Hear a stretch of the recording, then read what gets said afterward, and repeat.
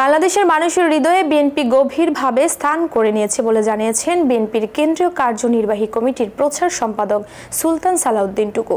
তিনি বলেন, ষড়যন্ত্র করে বিএনপিকে দমন করা যাবে না। সোমবার বিকেলে টাঙ্গাইল শহীদ স্মৃতি পৌর উদ্যানে জেলা বিএনপির আয়োজিত সমাবেশে এসব কথা বলেন সুলতান সালাউদ্দিন টুকু। বলেন, ইদানিং দেখা যাচ্ছে সরকারি কিছু উপদেষ্টা আওয়ামী লীগের ভাষায় কথা বলছেন। শেখ হাসিনারা বলতেন, আগে উন্নয়ন পরে গণতন্ত্র। এটি মূলত গণতন্ত্রকে অস্বীকার করারই নামান্তর। এখন আবার কেউ কেউ বলছেন, আগে সংস্কার পরে গণতন্ত্র পরে নির্বাচন। কিন্তু নির্বাচন ছাড়া গণতন্ত্র টিকে থাকতে পারে না। বাংলাদেশের মানুষ এখন নির্বাচনমুখী, তাদের ভোটাধিকার ফিরিয়ে দিতে হবে। তিনি আরো বলেন, বিএনপি ক্ষমতায় এলে জনগণের ন্যায় বিচার প্রতিষ্ঠিত হবে। আমরা কোনো ফ্যাসিবাদের দোসরকে আশ্রয় প্রশ্রয় দিব না। এই ব্যাপারে কি কেউ সবাই ঐক্যবদ্ধ? দোসরের বিচার, এই খুনি হাসিনার বিচার বাংলার মাটিতেই হতে পারে।